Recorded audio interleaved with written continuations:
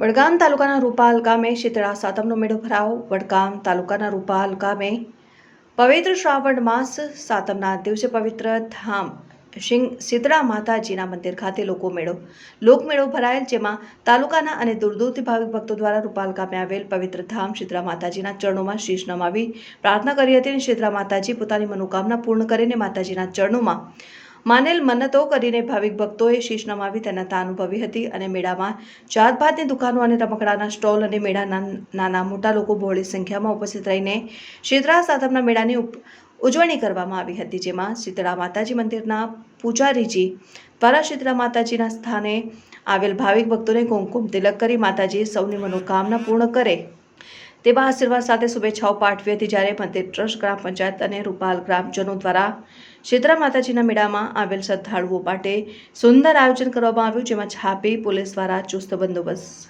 ગોઠવવામાં આવ્યો છે।